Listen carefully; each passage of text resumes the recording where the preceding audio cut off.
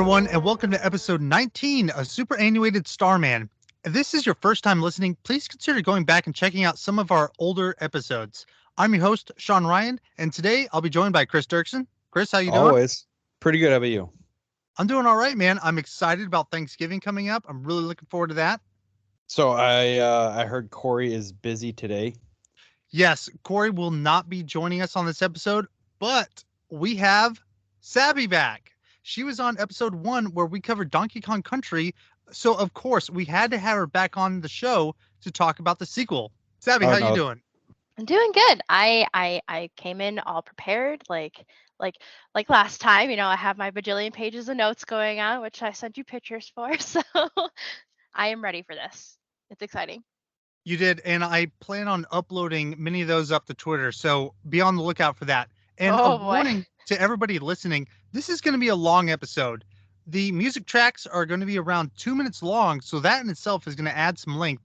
And as always, we'll be covering our personal histories with this game as we remember what it was like to traverse across all 8 worlds on Crocodile Isle, and then comparing those memories to replaying Donkey Kong Country 2 in 2022.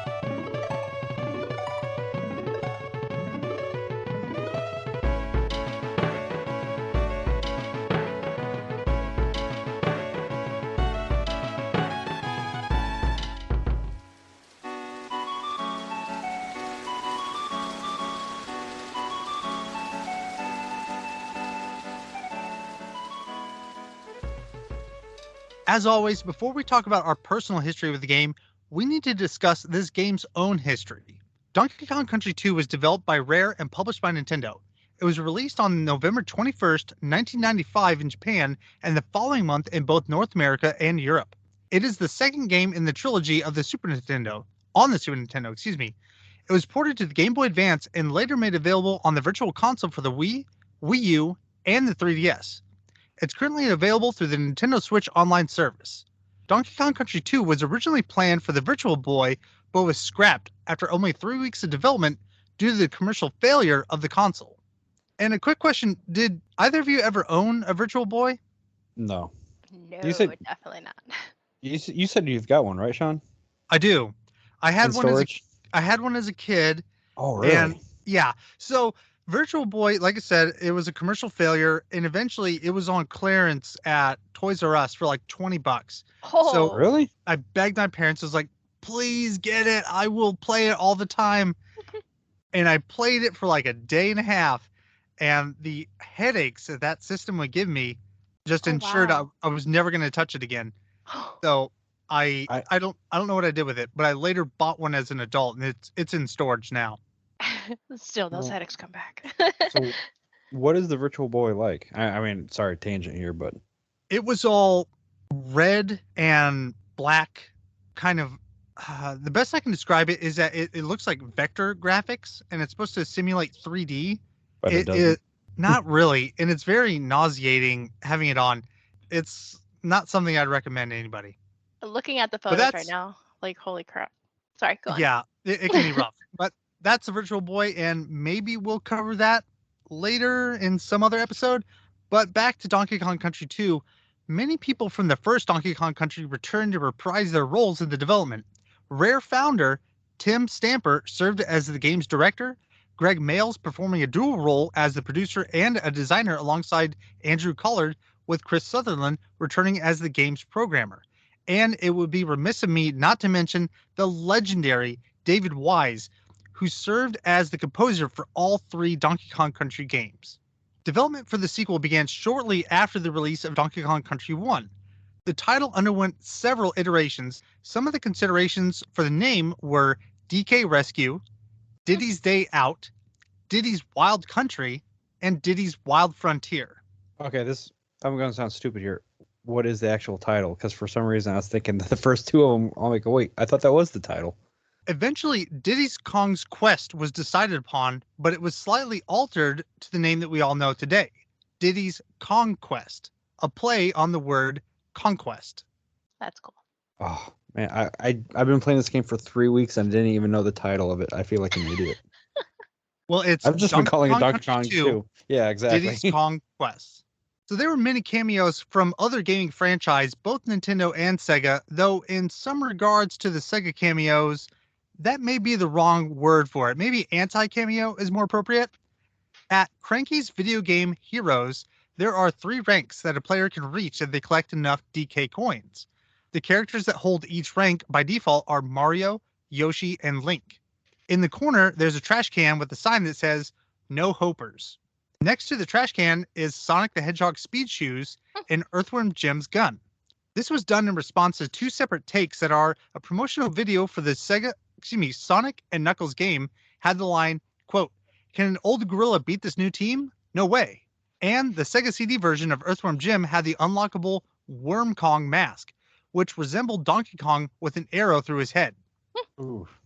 Additionally, in the Monkey Museum, a poster of Thunder, a fighter from Killer Instinct, another Rare franchise, can be spotted in the background.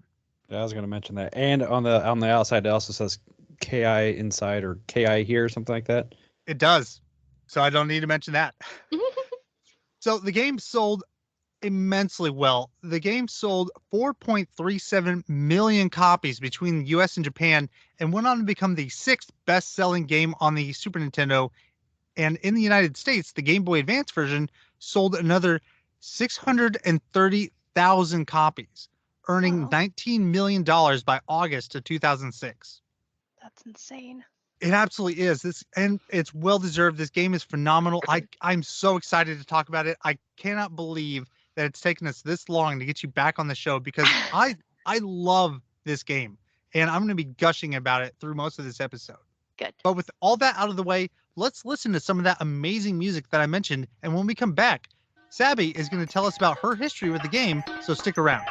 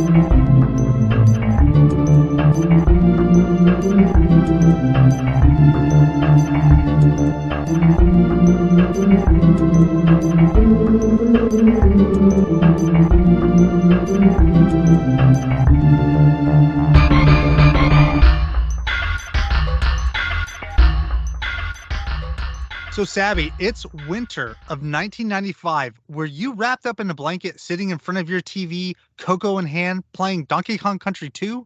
Or were you not one of those cool kids, and did you play it later on? Well, in 95, blanket, front of a TV with Coco is probably a high thing, but considering I was like 5 years old at the time, probably Yeah, I was not gonna playing say. Donkey Kong. But I did play it a bit later. I want to say probably when I was around 10, 11 is when I kind of found out about it. And I think I did end up playing on like the original console, but I don't know whose it was though. I can't remember. I just remember a very small, cozy, really warm room with like that beautiful brown carpeting, you get way back when, and just playing a little bit there. But it wasn't very much that I played it on the actual console itself. I honestly think I played more of that game when it was released, like when I got it on the was it Game Boy Advance. That's when Yes. I really played it, and I honestly think I enjoyed it more on the Game Boy Advance because the fact that I could take it with me anywhere was just I was so excited. Like it was awesome because we go for a car ride, no problem. I'll pop in the game and I can play it anywhere we go. So I'm so that jealous. that was super exciting. And then, for any of those who remember it, the good old Game Boy and Game Boy Advance days, I don't think they even had the light up screens either. So you had to like attach a light or play it with like every glimpse of light that you get through the car, trying to see what you're doing. But I thoroughly enjoyed it on the Game Boy Advance. Like it was so nice and so comfortable, like right there in your hands and playing the characters. Like I don't know what about it, but it's so much happiness. Like I really, really enjoyed it on the Game Boy Advance. So, kind So, of talking about that portability of it, I know exactly what you're talking about. Kind of with the original Game Boy, I had a worm light, one of those lights that you hmm plug in. Yeah. Did you Hmm. have kind of something similar for the Game Boy Advance? I I don't think I had the worm light thing, but I think I had this like other enormous attachment that like clicked into place that was a bigger light, and I think it also zoomed your screen in. I don't fully remember, but it was a bit of a bigger light that I got that I think it must have came later. I wish I knew the name of it. I didn't think to write that part down. But having that light though was such a big deal because if you didn't have any light, you're not playing any game. No, especially because it wasn't backlit. Yes, And and which version of the Game Boy Advance was this? Was this the first iteration or the clamshell design? first generation. I think yeah, definitely the first one because I had a pink one that was the see-through kind. Uh I love I that thing I wish they so would bring that much. back. I know they're so good because like I that really like when I remember when the 64s came out with like the clear. I mean, I'm sure you do, but like I wanted a clear one so bad. So when I got the clear one for like the Advance Game Boy Advance, I was so happy. It was Oh my so god, good to have. that totally remind me. I had the blue clear one. Yeah. Dude, Hmm. I love it. I wish they would do that more because I saw like you can upgrade like your Switch for that now to like the clear ones, but I won't get off subject too much. But the clear ones are really cool. I believe that Donkey Kong Country 64 had a pack-in with the clear N64, but I could be wrong. I may be misremembering it because I know that Donkey Kong Country 64 required the memory expansion pack Oh. because there was a bug in the code that it would not play otherwise. Yeah, that's the thing you had to plug in the back of the controller, right? No, no, no. In No? the top of the console, Oh, you I had don't Right. there. remember. Go ahead. Go ahead. Oh no, was that the little thing that had like it looked like had the little circle holes mesh thing on it? Yes. So Okay. in between the power button and the reset button, there was a little. It looked like a battery Panel. pack. Like yeah, it's a little panel. You remove it, and there's actually a device to pull that memory pack out, and then put the other memory pack in. And the expansion, it's red and black, whereas the old one is just solid black and has like Japanese text across it. But That's that is crazy. way out in left field. Bringing it back to Donkey Kong Country 2, on the Game Boy Advance, did you ever beat it? I did not. I definitely definitely did not beat it because I went back and replayed it recently this past week, and I quickly realized, yeah, I definitely did not beat this game. I couldn't tell you how far I got. I don't think it was even that far because I think I don't even remember being the snake really being in there, so I must have stopped right a little bit before that, which is still probably in the beginning, because I was not good at those games, but I thoroughly like enjoyed even more going back now than even probably playing then. Because don't get me wrong, playing in a handheld system you could take anywhere was just so it was amazing. I really enjoyed it. But to go back and play it now was also great because of just like it makes me think back on those memories. And on top of that, my daughter, who's 10, was able to play with me with the 2-player. So that was great. And I will tell you, I think Dixie is like the best going through most of these levels because that little like helicopter The thing she can do. hover. Yeah. Yes, the hover. She's so overpowered. I was like, I couldn't remember like how well Dixie was gonna play through this, and then I started playing Diddy, and I didn't even switch to Dixie for a little while until like, man, I can't get these jumps right or something, and I switched to Dixie. It's like, why did I just not start with Dixie the entire time? She's just plowing through this stuff. That hover is so crazy. It's so good. But then I like I used said, Dixie. Sorry, go ahead. I just felt like it was great to go back through my daughter with it because now I got her hooked on it. And now she wants to go and try to rebeat everything. It was a lot of fun. Go on. That's awesome. And we'll talk more about that when we recap our modern day plays. But with Dixie Kong, playing with her is the same reason that I used Princess Peach in Super Mario Brothers 2, Yes. because that Mhm. ability to hover is just so overpowered in these It's so games. good. And it was such a interesting addition to the mechanics. Yes. But it But did I'll- make it made Diddy worthless. There was a couple things where actually Diddy came in handy because that little cartwheel he can do. Yeah, So, like, yeah, and going because off the ledge. even with like Dixie, she couldn't always fully make something, but because Diddy had that like little cartwheel, he's like off the ledge and boink, and then it can jump again pretty much. There was a few times where that definitely came in handy, but man, Dixie was pretty I much able to go through everything. see, and I thought that at first until I realized, oh wait, I can just throw Diddy off the ledge to get whatever's down there. That's fair. The way they did that was also funny that you can just eat your other character, but and there's a couple times when I was playing, like, you eat the second person, and it's not always the greatest idea, like when you throw them at the bees, because I didn't realize they were gonna die. So I might have sacrificed second player a lot on accident, because I was like, oh, I'll just eat the other person in there. I'm thinking, because like if it bounces on him, it'll destroy him, but no, it totally killed. It didn't end well. Yeah, I can't imagine that ending well. Was there anything else you wanted to mention? For history wise, probably Yeah. not. Like I said, it was really, I thoroughly enjoyed it having it on the Game Boy Advance, and I think I did playing on the system. The system was great, don't get me wrong, but like I don't know, something about the Game Boy Advance, the portability is just, I can play it on my couch, my room, play it when I'm supposed to be in bed and I'm not, and no one's gonna know about it because it's a tiny system. So it was great. And that portability is why so many people like the Switch today. Hmm. So, Chris, what about you? Never played this as a kid, so back to you, Sean. All right.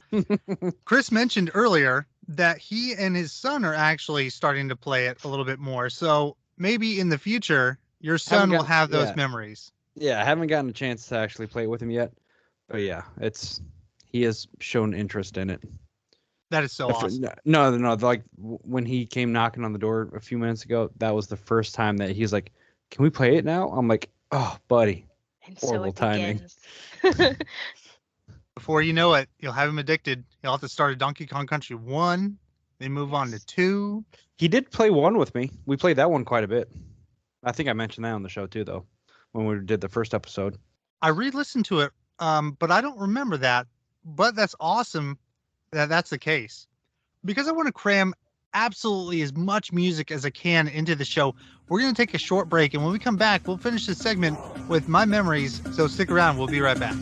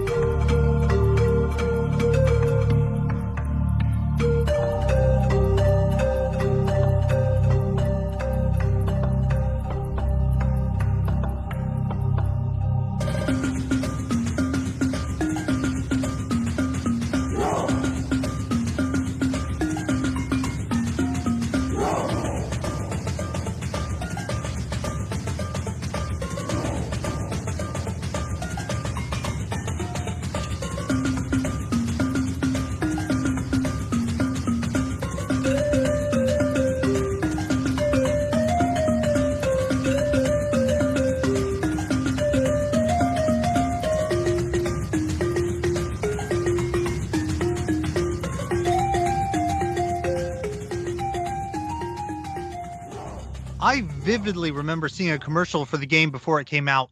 There was a gorilla in some sort of an enclosure, and a CRT television comes sliding in from a trap door. And on the screen are short clips of gameplay where the gorilla will throw the television around the room. I couldn't really see much of what was going on because the shots of gameplay were so rapid, plus the gorilla's like destroying it, but I was hooked. I loved the first game, and I knew that I needed this sequel. But I don't remember how I got my hands on it. I don't know if it was for my birthday or if it was for my brother. But as soon as I had the game in hand, I played the hell out of it. And one thing from the commercial that was promised was that it's harder than the original, and that's absolutely true. But even at 12 years old, it wasn't overly difficult, though there were some stages near the end I had to replay over and over and over again before I finally learned the level. And one of those levels is Bramble Blast. And I want to talk about that a little bit more in depth. This level has almost no enemies, but instead you have a ton of barrels. And you just have the time to shoot to the next. And some of the barrels shift between one or two positions, and others just spin in a 360-degree. Because of how similar everything in the level looks, you can quickly get turned around because some of the barrels will shoot you in one direction and there's no backtracking. It goes all the way back to the beginning. And I was going to mention that one. I hated that level. Like with a patch, I was playing that level and like wanting just to crunch my controller because Fortunately, there's no timer though. Yeah. So at least that's one thing that can't trip you up. As soon Were you as about to say something?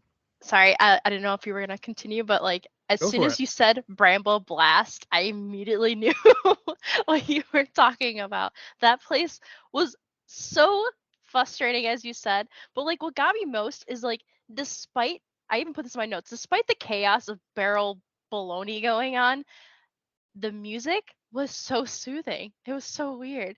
Cause like there's so like I don't know if you remember like the specific like song that was playing in there, but it was I just know so like exactly what it is.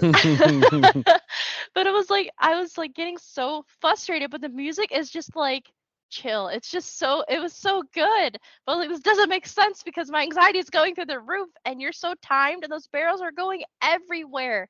And oh man, it was just a terrible, terrible maze. It was a terrible time, honestly. That was a crazy level. The background was amazing though, because like to see it's just a bunch of very thick vines. Like imagine yourself shrunken down into like a thorn bush. There's just vines everywhere going on in the background. And then you put the screen like in front of you and you see closer vines at you. And then there's just those barrels floating everywhere, and you got to keep shooting yourself to them. And I think you mentioned your time before they're just like gonna shoot you out regardless if you're ready or not. And oh man, that was a crazy level, but it was very pretty and the music was awesome, but it was complete chaos.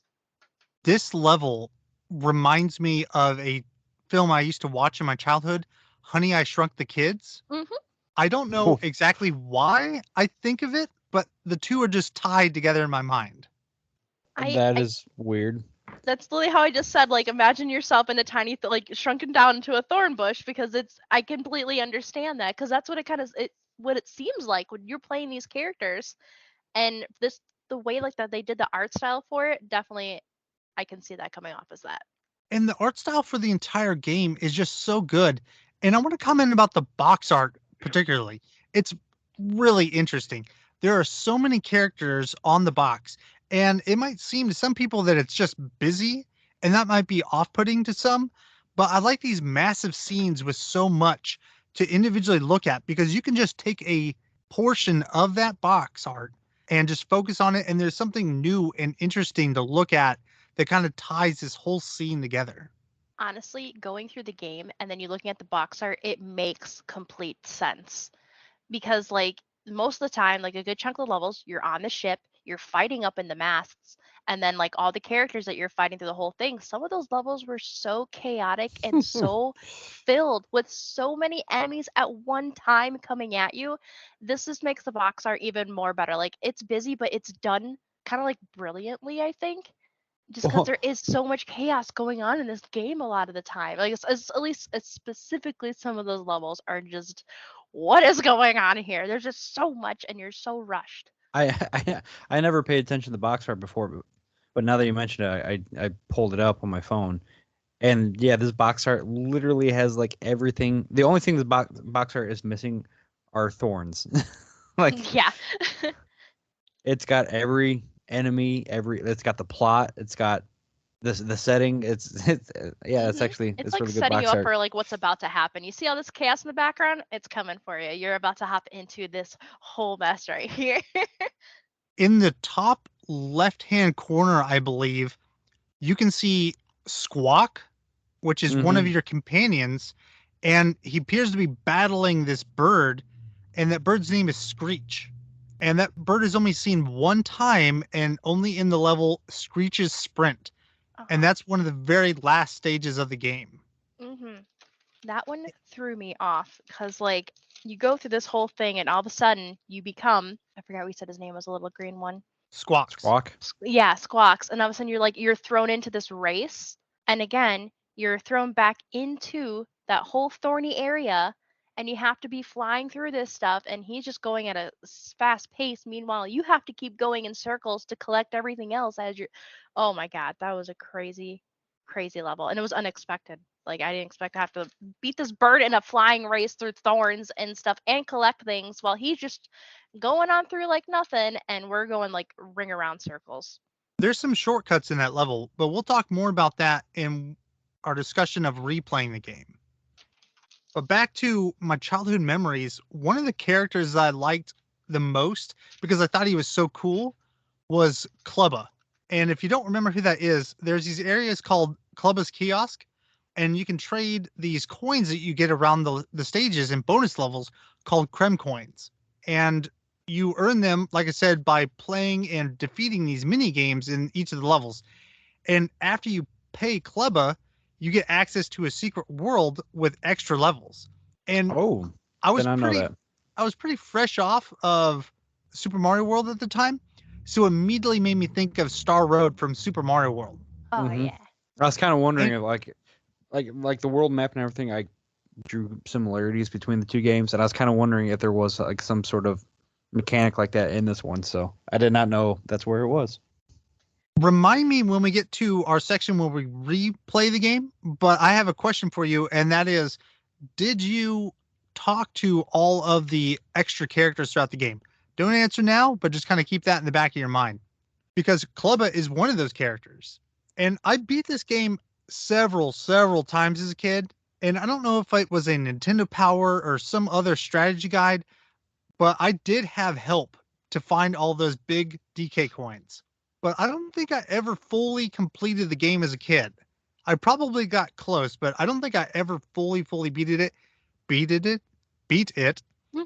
because some of those stages, especially in the secret world, are insanely hard. Yes, yes, they are. And did you guys know that Dixie is Diddy's girlfriend? Wait, what? Yeah, I Dixie is Diddy's girlfriend. I always thought they were related. I I thought thought they were they were like too. cousins. No, boyfriend and I girlfriend. wasn't sure. Oh dang, that I mean that makes sense in a way, but like I really wasn't 100% sure. I thought too that they were just related or something. But oh, that's kind of cool actually. I don't know the whole Kong family tree because there's other Kongs from the first game like Candy Kong, which I believe hmm is Donkey Kong, his girlfriend. Maybe. Right. Oh, I don't remember. It's been a year since we played it. yes, it is. I just looked it up. Candy is Donkey Kong's It's girlfriend? it's yeah, it says they're dating. Well, at least Diddy finally found somebody. Yeah. So that Um, kind of wraps this up for me. Do either of you have any more childhood memories that you wanted to discuss of this game before we move on to the next section? I am good. I like I said, I thoroughly enjoyed having it on the Game Boy Advance, and that's probably it for me for the childhood part. Hey, All let me right. ask So, you oh, go ahead. as far as your childhood questions. We were talking about the comparison between Mario and this. Which game did you find harder when you were a kid? Oh, this game by far. I can That's see what I that. thought. Yeah. This is a challenging game. And especially as I don't know how old I was, 12, I think. But it's a challenging game. And I did manage to beat it. But this is not just a like sit down and, beat it in a week or two. This took me months. Yeah. for good reason too. There's a lot of chaos going on, and some of you just have to like memorize the levels through, and that's a lot for a 10, 11-year-old and stuff to take in. Like I said, my daughter started and she was like, what is going on? And we haven't even got to the hard parts yet. Yes, some of these stages absolutely require you to have some sort of knowledge or foresight about them, which Hmm. isn't necessarily great game design because you should be able to walk into any stage in any game and beat it if you are skilled enough.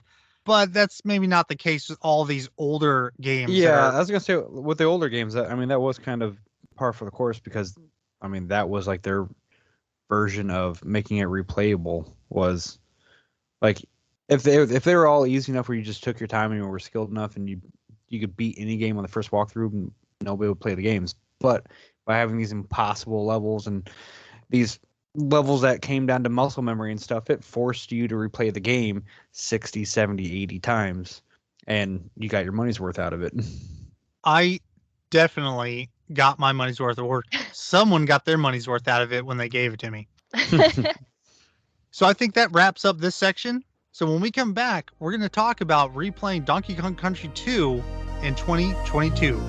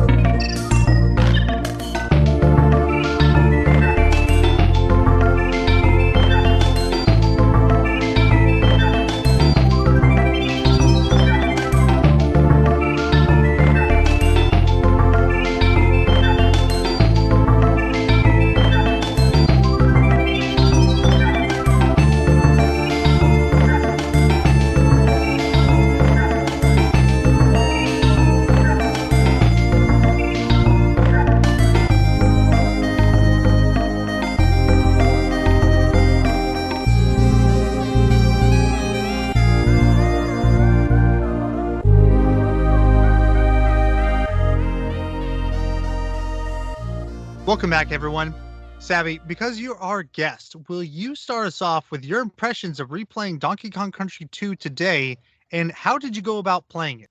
Absolutely. I started doing this on the Switch, and I will say it was awesome, mostly because I really enjoyed the rewind button when I made so many mistakes. But it was awesome to go back to it again. Especially I got my daughter to play it now, so we were both doing like the two-player on that, and it's been super fun so far, and we're still pretty in the beginning with us both trying to do it, but it's been awesome. I thoroughly enjoy going back and playing on this. But I will say, I don't know, it's just because I'm older now or what, but going through some of those levels that are really fast paced, I have an incredible hard time with keeping up with those now. I'm just super slow anymore, I guess. But like some of like the roller coaster ones and stuff that get super crazy, holy shamoly, like it's a lot to take in. At least for me. Maybe my daughter will be able to get it through much easier than I can, but it's been great though to go back through it. I just can't do it anymore. I have a question for you. Yes. In the first game, there was an option, a two-player option, that you could be playing the game, and every time you switched partners, it would switch to the other player. Is that how you went about playing it with your daughter? Yes. So when we would tap out, because I was playing Diddy, so I gave her the easier character. She got to play Dixie, and so when you switch over, you fully lost control of your controller because we did it on the Switch. So we each took, one of the Switch controllers, and so it would switch everything. The entire thing would switch over to her, and then she was able to play Dixie through. And then if she got hurt or something, it would like kind of pause the game. Diddy would come in and it would keep flashing until I think I had to hit a button before it would finally have you take over, which really honestly right now, like I don't know if that happens like the original, but having it on the Switch, it really came in handy. So you're actually prepared about what's gonna happen. Because if she died in like a bad spot where it's like, oh my God, I gotta figure out how I'm gonna get out of this, you have that couple seconds to like catch yourself, be like, okay, I gotta double jump over here. But yeah, Yeah, I don't think that's the case in the first game. I think you I doubt immediately it. start playing it over again. I don't remember, but that's an excellent quality of life improvement at the very least, because Yeah. that extra second or two could mean whether or not you're going to be able to finish that level or not. Yes. Now, And now, just out of curiosity, on the main menu, was that considered the co-op, two-player co-op, or two-player versus? I think it was the co-op. I'd Okay. imagine co-op. Yeah. Yeah, I want to say it was the co-op for that.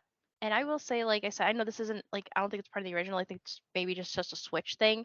But the fact that you could rewind and it was first player who's the only one who could rewind it back really came in handy because there Yeah, was some frustrating parts, especially if you're that's playing with children, that's definitely rewinding only it. for the Switch because Okay. I did not have that ability.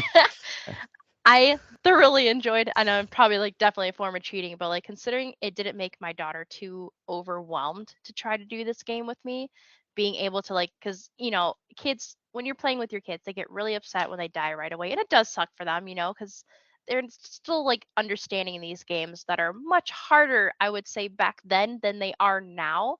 And, less forgiving, I guess. Like I think the games nowadays are more forgiving than they were back then, where it's like you died, you start all over. For Um, sure.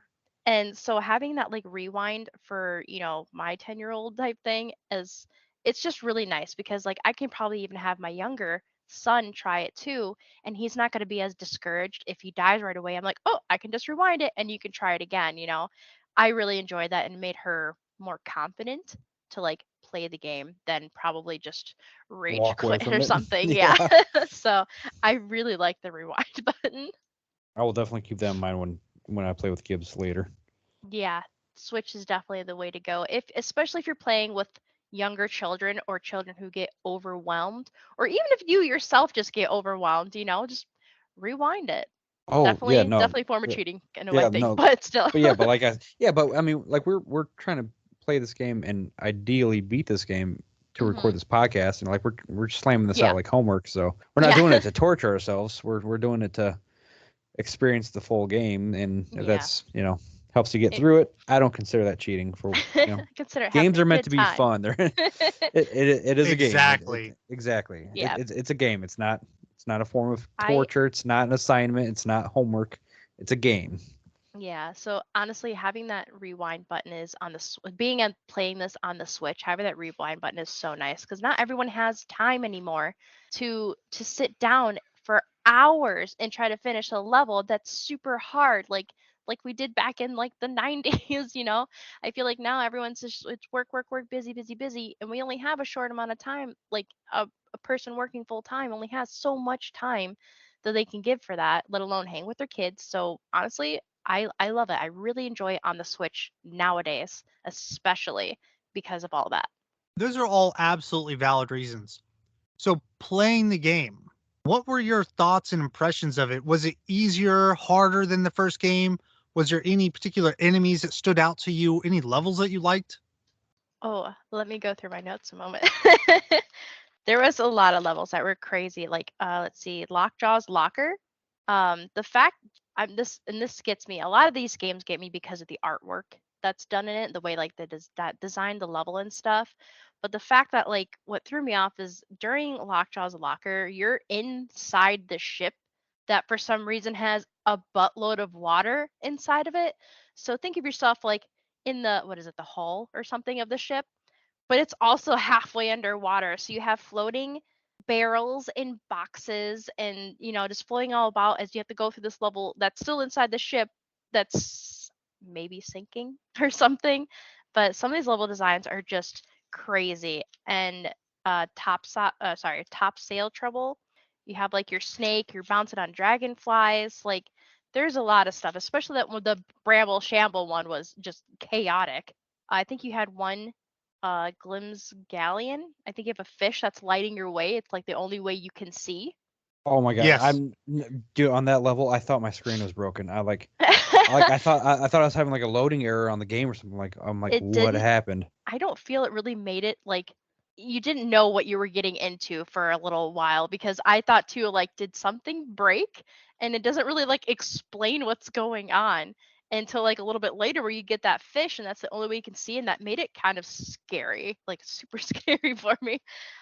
Let's see. Oh, hold on. And there was a slime climb. Any of you remember that level? I have it marked Yes. on That's here the as level where it's near the very end of the game, right? I think so. No, no, Like, no. oh no. That's what kind of middle, beginning middle. Like it says you Um, start barely above the water line. So think of like your ship is sunk and the only thing that's sticking out of the water is the the sails. masts. Yeah, the Yeah, mast, sorry. The mast, and you have to like jump all that, and the water line is right there among with very angry fish that are just ready to yeah. eat There's you the up. one death fish that's ready to one shot you. Yep. And And every time you jump up to another level, the water rises up with you, yes. and you start climbing the rope, and the water will start following you. And then I sometimes you'll start jumping, and then like the water's not timed with you; it's just rising on its own, and you have to outrace it. It's a very hectic level. Yeah, okay, I don't know if I ever mentioned it, but I have like a water phobia, and Chris would know about this. But like, so these water levels really get to me, and it caused so much anxiety, and I put that all over my notes for this particular level. There was another one that was kind of like that too. But as you were saying, like the water rises with you through the entire level, and sometimes it's slowly going, so you obviously know you have like a certain amount of time, and there's like another moment where it's just shooting the water up, like you have a split Hmm. second to get to that, or you're in the water where you don't want to be and then you're eaten up. There was so much going on with that. Like it also made me realize how tall are these ships that the water just keeps rising, and the sails, you're Hmm. still just jumping on sails, like it keeps, it's just never ending of this water rising and you Never having thought about to that. desperately climb these sails. I put that on my note. I'm like, how tall is this ship? Oh, Yeah. think about how tall some of these honeycombs must be. That Oh my god. yeah, Another, we were talking about like how crazy levels were, right? Sorry, I got like sidetracked. There Yeah, was keep going. another one, Target Terror. You're on the little skull roller coaster, man, those and were my favorite levels. okay, it was great, but having the fact you had to hit that barrel in time to open the door or you crashed was a little crazy. It wasn't like insane, but it got me a few times. Let's see. I think King Zing Sting. That fight Oh was my interesting. god, that fight was so hard. I suppose I should go ahead and yeah, talk about it. spoil my news now. I have not beat the game yet. That's fine. Oh, really? Yeah, Okay. but that Zing Sting fight was so hard. That took so many life. Like, sorry to kind of derail the subject here. I'm kind of going with my experience here, but we were talking about how like this game is so much harder than the first game.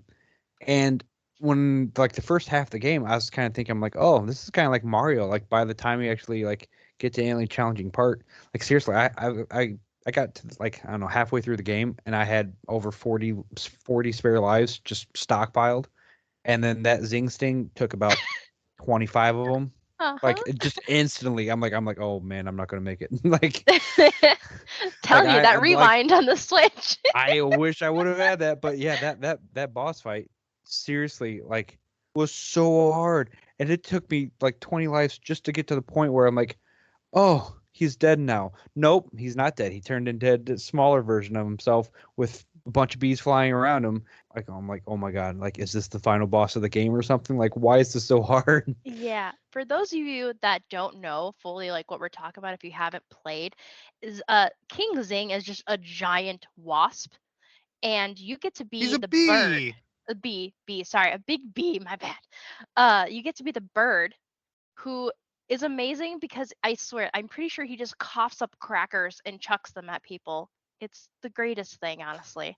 And so I just love seeing him like cough out these crackers and you have to hit the bee and then like keep chucking him with all these crackers, but he keeps shooting out like spikes. So think of like the bee and then put an X on him and those spikes shoot out in like an X formation and you have to dodge them as you're flying as like the bird, which I think his name's Screech. I keep forgetting the Squawks. names. Squawks, dang it.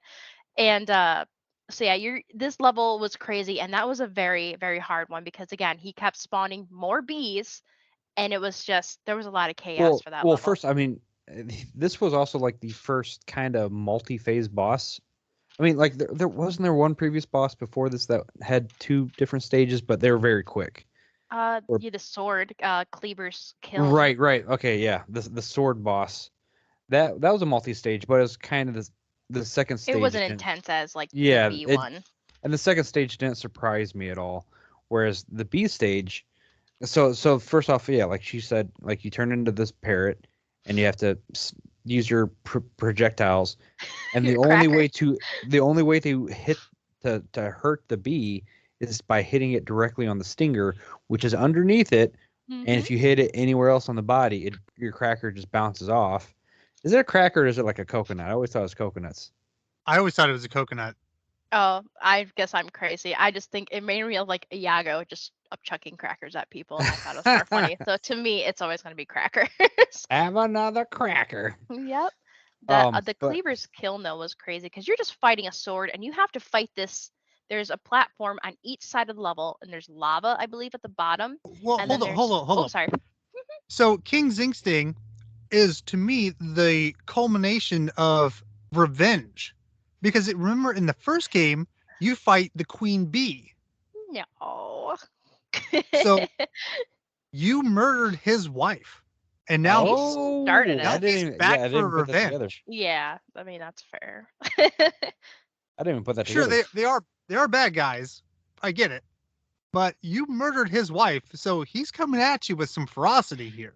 The fact that's tied into the story at all is just amazing. Like, that they're still coming back at it from the first game into the second game to have Well, this this. fight is cool. Then to be fair, I mean, like one thing I did look up. This storyline for this game picks up directly from where the first game leaves off. This is Oh, a direct sequel because, like apparently, like because you start off on like on the pirate ships and stuff, yeah. which is Yes, where you That's end the first game. wow, King And K. yes. Rool you takes no breaks. yeah, yeah, like there's like supposed like Sean, please correct me if I'm wrong here, but like there's pretty much as far as the storyline, there is no break between the first game and the second game. Very little. It's essentially you defeat King K. Rool on the deck of his ship. As Hmm. soon as he's defeated, he almost immediately comes back and kidnaps Donkey Kong. So he doesn't get to experience his hoard of bananas basically at all. Oh, dang. All So that work. yeah, you go through that whole game, you finally beat him, you get your banana hoard back, and then King K. Rool snatches Donkey Kong up, and then it's Diddy and Dixie to the rescue. Okay. So that very first level of the game, uh, Pirate Panic, is. I and I Oh, go and I ahead. always just assumed the reason why like on Pirate Panic, like why the ships are like the reason why the ships are sinking and stuff is because you just got done wrecking them in the first game. Oh Yeah, that yeah, makes that's a good sense. point. King K. Rool was firing cannonballs out of his gun at you. I mean, they got to go somewhere. Yeah. So, Sabi, you were talking about Cleaver's Kiln, which is the second stage boss or second world boss, really. Yeah, it was an interesting fight. Another one I just didn't expect to happen in the slightest. But you are like in a lava level, a platform on each side, but most of the fight takes place in the middle. There is like three, no, I think there's more. An X formation of hooks. You got to keep jumping from the sides to the middle and up and down because this giant sword is coming at you, and I'm pretty sure it just keeps like powering up through the level, like through stages. I think it gets like fiery, I think, if I remember. But you have to keep just bouncing your little tail or your hair for Dixie, and just jumping from the hooks to try to avoid it. And then I don't really remember. It was awesome Cannonballs. when you, yes, the cannonballs. But like when you first go in that level, it was funny because like Diddy's like eyes are all big, like what is that? And that was pretty much my expression as well. Another memorable one was Chain Link Chamber. I think that was getting kind of towards the end of it. Yes, that's in K. Rules Keep.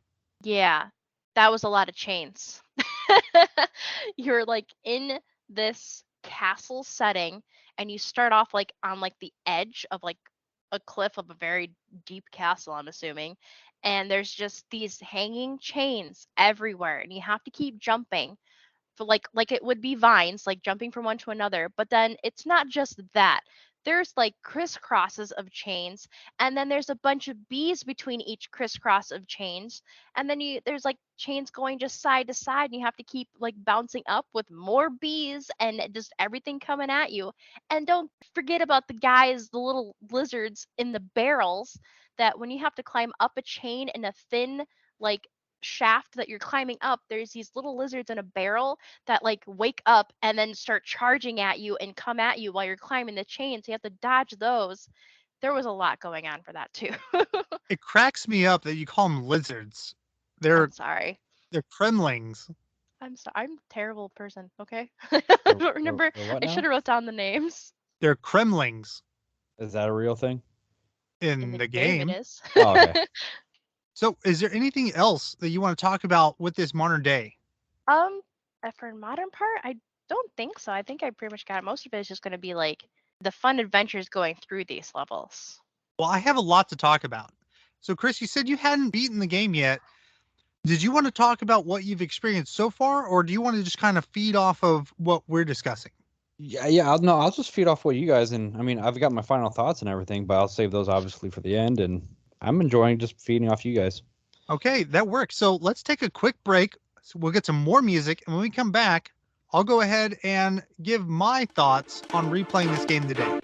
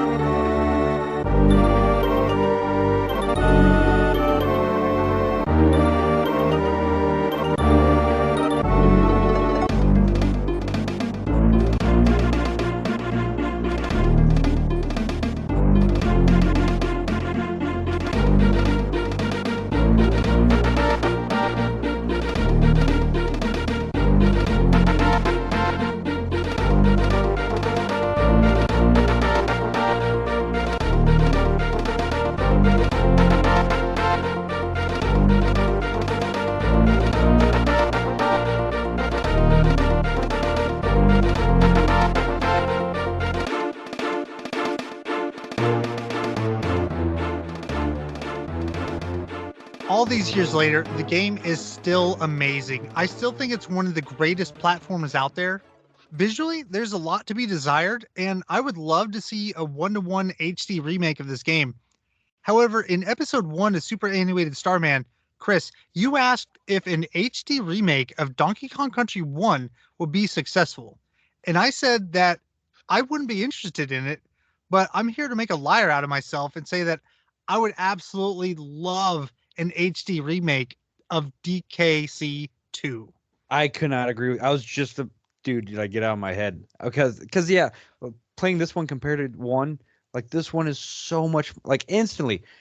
When we were playing this game, the first day I played it, I immediately hopped on Discord and just like blurred it out to you guys. I'm like, oh my god, this game is so much better than one. I would love an HD remaster of this game, and because because the platforming is so great and everything, and the graphics are good, but they definitely don't, like you said, there's stuff to be desired about them. Yeah, they're not awful, but They're not really, smooth and yeah, it they're a little bit of an our eyesore.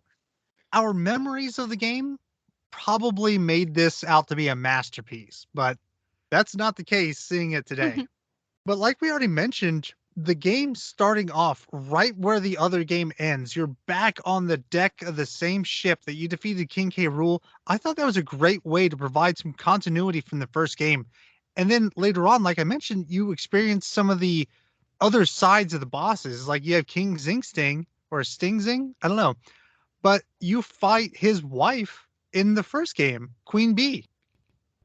Actually playing the game, I breeze through it. It's basically muscle memory for this at this point for me because I replay this game about once a year. I love it that much. Oh wow. I mean that's not actually surprising at all because it is a great game. It is so good, and probably my favorite thing about it, in addition to just how good the platforming is, it's the music. And I hope Yes. that everyone out there that is listening to this is really enjoying the music that I put in. I put in as much as I could. I'm probably going to be up editing this for hours, but I'm okay with that because that's just another chance for me to listen to that awesome, awesome music. And I got a question for you guys. Who was your favorite animal companion? Oh man. That Probably. for me, like the snake, because it just cracks me up. I don't know why. Maybe because I have a pet snake. So trying to imagine him do the way the green snake is just so derpy looking, but in the best way, because he's so springy and he has his like little fangs and everything, and just a big old nose. It just really cracked me up because I'm looking at my snake, like my daughter's snake, Sir Hiss, and I'm trying to imagine him doing that, and it's like the way Sir he looks and Hiss? everything. Yes, we wish Okay. he went for Sir Pent, but she went for Sir Hiss. Well, this Sorry. snake's name is Rattly. Yes, that's what it was. The So he's springiness was a lot of fun. he's Rattly the rattlesnake. I He really was a like the fun one. spider. It's Oh I my mean god. I His shoes. yeah, his shoes, but like and the webs he can throw and make the platforms in the air. It's kind of I mean, to be honest, like my gut reaction is my favorite's still the rhino because I Oh love yeah. going fast and just It's the plowing old through school. stuff. Yeah. The spider is a cool addition because of the extra platforming. I think that was a It, cool mechanic that they added for yeah, that spider. The mechanic of Yeah. that you make your own platforms anywhere you want.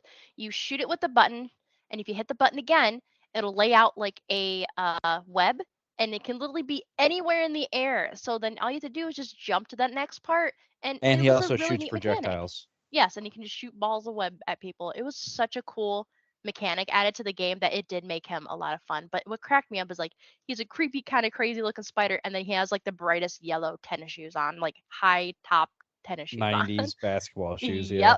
Yep. Yeah, so the spider is Squitter. That's Squitter. He is this orange and black spider with these giant googly eyes Mhm. with these high tops that Sabi's mentioning. And one thing a lot of people don't know is that when you fire those projectiles, if you are pushing up or down on the controller, Yes. you can Yeah. control where they go. Oh, I didn't know that part. I was only shooting straight. I Yeah, like There's to a so jump lot and of shoot it. that's what there's a makes them lot of so little versatile. and there's a lot of little cool little things like that in this game. Like the that I can't think of I can think of one that comes off mine to the top of my mind, but like little hidden mechanics that make the game a lot of fun. The one is when you're in the beehives and you're walking in the honey. When you hit the honey, you're stuck, right? Mhm. And Yes. you can't walk in the honey. You have to keep like you have to jump from one spot to another while you're in the honey. But if you pick up your partner and have them on your shoulders, you can walk like normal. What? I Yeah. think that's a programming error or I think so too. oversight. I think so too. I don't think it's meant to be that way, but the fact that it's in there, I totally took advantage of that. Yeah, I abused it too. I didn't even think about that. I will say one of the animal companions I think is a little underrated because he's not really like shown hardcore would be Clapper, the seal. Yes. Because through like Okay. the levels. Oh, sorry, did I trigger something? No, so that's one of the things I was going to talk about. So when we discuss the unique mechanics in this game, they will oftentimes introduce a mechanic or some type of level design or something unique. And one of the things that they do is introduce Clapper. So Clapper's a seal, and in the level Lava Lagoon, it's a mostly underwater level, but the water is boiling hot. So if you jump in Mhm. it, you immediately die. I You hated have that to level. you have to jump on the back of Clapper, who will shoot this icy breath into the water, cooling it down just long enough for you to get into it. But the water will reheat very quickly, so you have to get through that section of the stage quickly. Otherwise, you will die and then you will lose a life. Yeah, it was crazy that they added that mechanic because I think later on they change it as well, besides like the cooling part. But later there is another one uh, where you jump on him and he upchucks those little ice cubes and he freezes the water. So like Yes. all the enemies in the water were all frozen. I want to Clapper's Cavern, I want to say.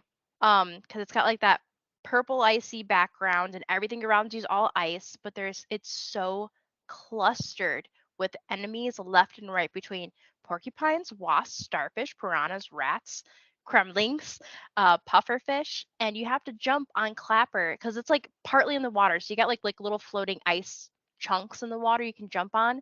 And then you just have all this open water at the bottom where there's a lot of enemies in that water. But if you jump on Clapper, he'll shoot out those like ice cubes and it freezes the water. So you can jump on now the hard ice and slip and slide through. And it got really crazy towards the end because the end had a bunch of bees and you had to like jump on the Clapper, freeze the water, slide under the bees and hope that you made enough slide where you didn't stop right before the bee or into the bee. It was crazy.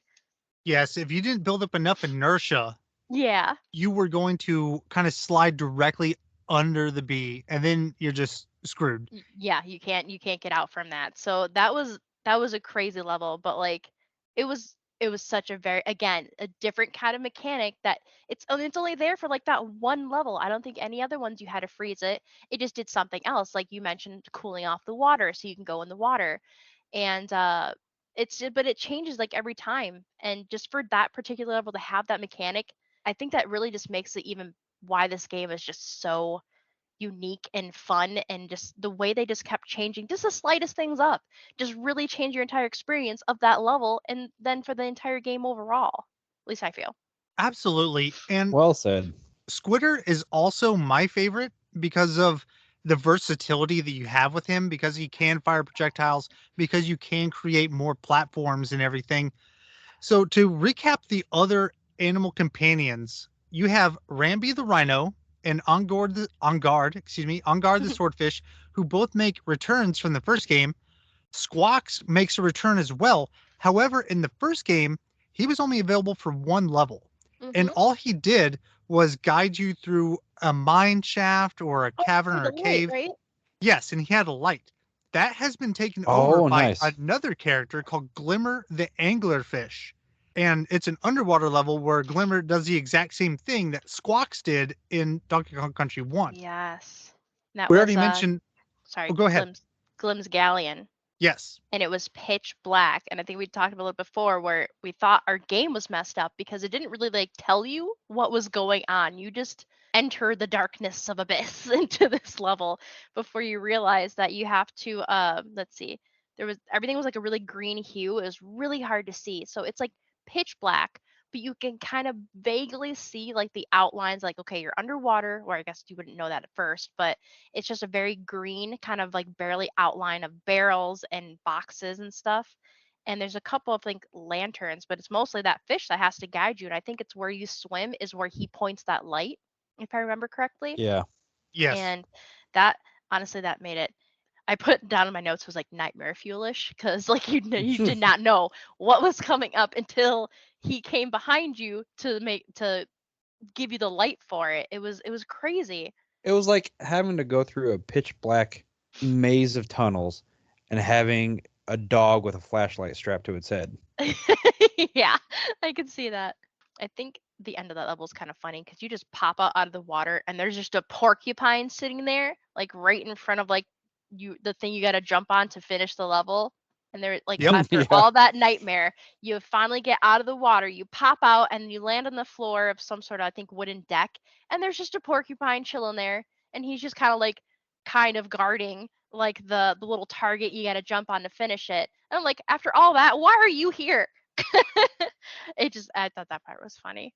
But that was a good level though. Like again, another one time only of the introduction of this character and the mechanics, and then it's done. And it's just, but you remember it because of that, because it's not anywhere else. I mentioned earlier that I re-listened to Donkey Kong Country 1, that episode 1 that we did, and one of the things that we mentioned kind of collectively was that you get 2 hits per level because you have 2 characters. Initially you had Diddy and Donkey, now you have Diddy and Dixie, so if you're hit, it will switch to the other character, and then throughout the level there are these DK barrels that you can jump on that will have your companion, so you can rescue them and get another hit, essentially. Hmm. But the difference between this game and Donkey Kong 1 is that in Donkey Kong 1, when I lost one partner, I didn't really mind the switch between the two. And this one, when Dixie's gone, I'm like, no. Yeah, That's it it. was Starting it was a over. lot more difficult because I think that each of the characters are so much more diverse than they were previously. Donkey, like his thing was that he was big. So there were some enemies that he could jump Yeah. on and kill. But here you have a whole another movement mechanic, which is Dixie's ability to fly her hair around like a helicopter, and she can hover through these levels or float, And maybe. glide, yeah. But the point that I was going to be making here is that in the first game, this is also tying it to the companions. In the first game, you rode all of your companions. And that's the case with some of them in this game. Like you will jump on the back of Rambi, and in some levels, you'll jump on the back of On Guard.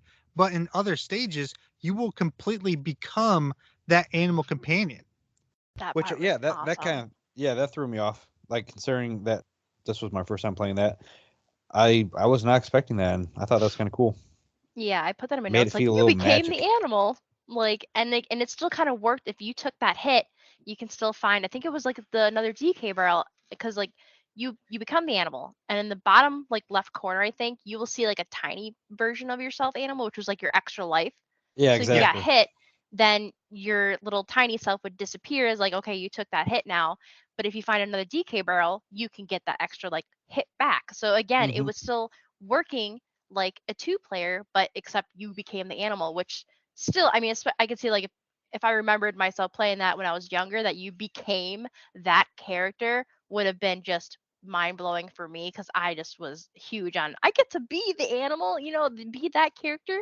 That's a lot of fun. One of So, my other favorite levels was the one where you became the rhino and you had to race the bee out of the hive.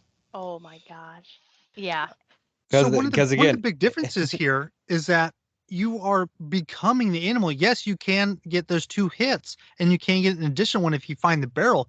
But in the first game, and in some of the levels where you are riding the animal, if your animal gets hit, you can still capture them from before. It's kind of like capturing your Yoshi. Yoshi. Yeah. But here, once you get hit, that's it.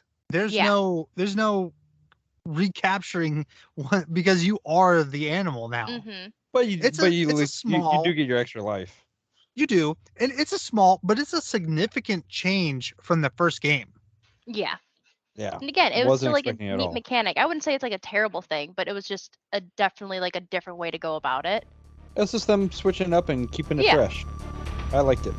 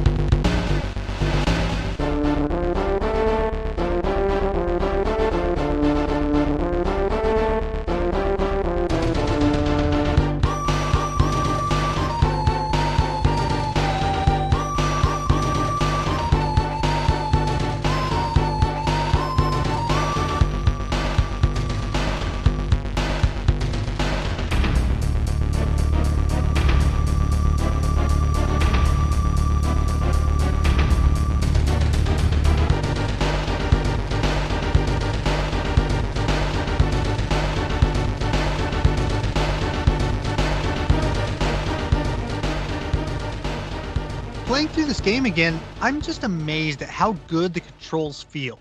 Every action is intentional and precise. The times that I do mess up and die, they aren't because of some absurd difficulty spike in the game. It's because I did something wrong. Yeah, Mhm. no, totally. And that's one of the things that, like I mentioned in the Super Mario world, is that like the controls just feel so natural. You know exactly, like when you're jumping off a cliff, you know exactly where you're landing. When you're trying to like throw your partner, like you know where you're aiming your partner. Like they did a really good job making these controls just feel second nature. And It's an that's improvement on that first game in every way. yeah, and that's one thing that what other game were we just talking about with that could have been a good platformer, but because the controls just sucked, that it ruins it. Super Ghouls and Ghosts. Oh yeah. Yeah. This is a perfect example of, having awesome controls makes a good game a great game. That's And that is such an elegant way of putting it. well, thank you, sir. So back to talking about some of the game's unique mechanics. Sabi, you mentioned this earlier. In the fourth world, which is Crazy Kremland, that's the theme park world for, if you don't know, there's a level called Terror, Target Terror that you mentioned. In this stage, you're riding on a roller coaster, which is a skull for a cart, and you have to hit barrels with check marks to open gateways. And some barrels are meant to trick you, and if you hit them, they will close the gateway. And Yeah. I realize that this is essentially a minecart level in disguise. Yep. But I thought it was such an interesting take on the concept. And another level in the same world, Rickety Race, is probably one of my favorite levels in the entire franchise. It's Definitely another mine. Yeah. it's another roller coaster level, but this time you're knocking out enemies ahead of you by jumping on them to take the lead. And if you come in Yes. first, you get the big DK coin. Oh, is that what happens? I was not able to get first. I think the best I did was second or third. I was close. I was like, oh man, I know there's something awesome if you get first. By the way, those coins are called Cranky's Video Game Hero coins. When you complete the entire game, like I mentioned earlier, there is a pedestal. If you think about the Olympics, gold, silver, bronze, it is set up that way with the other Nintendo characters. We have Mario, Yoshi, and Link. And depending on the number of big DK coins, you will place on that pedestal. How many? Any idea how many it is? Since I Uh, did not. there are 52 levels in this game. Does each level have one of those coins? I believe so. I Oh my did not gosh. I did not collect them all in this playthrough. But I got up to 40. you got the 40? Yeah. Oh man. Wow. Yeah, so finish the game, man. Yeah, and that is one. I didn't finish the game for lack of trying or for just like playing games like this. I am a completionist where just like playing Mario, like especially Super Mario World, if I don't 100% all the levels, it drives me crazy. So I will spend way too much time. Like if I see a DK coin hidden up in the corner, I'm gonna take the time to try to figure out how to get to it instead of just race through the level. So yeah, I'm up to 40 of those coins, and I have no idea how close to the end I am. Maybe you guys could tell me. The last boss I fought is like the big ghost parrot. Okay. Any Okay, idea how close I am? that is Creepy Crow. And Yes. that's in the Gloomy Gulch. That's that world. And so you have one more giant world, which is K. Rool's Keep, which is kind of the culmination of the game. Like this is really going to test your ability. And Mhm. then the last level is called the Flying Croc. Oh my god! So And I have two more sections to get through after this. not really, Oh, one because and a half. the Flying Croc has two levels in it, and one of them is Screech's Sprint, which is Mhm. that the evil Yes. parrot that we talked about earlier, and then the K. Rool Duel. So Mhm. there's Oh, only okay. there's only two levels in the last world. So I quote unquote. might be able to beat this by tomorrow. Definitely. Cool. But All right. there's also the lost world that I mentioned earlier. And so Yes. by going to these bonus stages, you can get Creme coins, and it costs 15 Creme coins to open up that secret level in that stage. I'm not explaining it well. So each world, Gangplank Galleon, Crocodile Cauldron, Creme Quay, each of them have Clubba's kiosk, and you Right. can buy Like a little access. shop. Yes, you can buy access to the lost world, and visit the corresponding level in that world. Oh, okay. So I did unlock that, and that's kind of like well, kind of like you said, like Star World, where in Mario, where you can find one entrance to it and you get access to one level, but in order to Yeah. connect them all, you have to unlock them all, basically, or complete them all. Yes. Because yeah, I did yeah, because Kubba did send me to one place, and like I thought, I'm like, did I just skip ahead a level or something? And I ended up actually going back and just picking up where I left off because I didn't I didn't want to skip anything, so So I actually in canceled. order to get the good ending, you have to pay him for each of those worlds. That means that you need 75 Krem coins. Oh my goodness. And the creme coins are the giant ones, right? No, those are the video game. Those are the big DK coins. Oh, okay. Well, hey, on the creme coins, I've got like well over 80 of those already. Are you sure? Because there's the banana coins. Oh wait, no, okay, I got over 80 banana coins. Wait, Yeah, which ones are the creme coins? the Krem coins are the ones you earn playing the mini games. The Oh, banana the coins, the ones with his freaking face on them. Yeah, I've got yes. that's the one. I think I DK coins I've only got 10 of. Creme coins I've got 40 of, Okay. and then the other ones I've got like over 80. The banana coins. So the banana coins are like the currency of the game, and that's how you can fly around or save your game or do other stuff. So there's no point of hoarding those. No, Okay. I want to point out that like when you go to the kiosk of the big guy, it gives Clubba. you Clubba three. It gives you three options. You can either pay, fight him, or leave. And of course, my instinct was like, I'm gonna fight the guy, which I thought meant Yeah. was gonna be a Mhm. actual boss fight, just to like, oh, I beat you, now I can get in the barrel, the golden barrel that's shining behind him.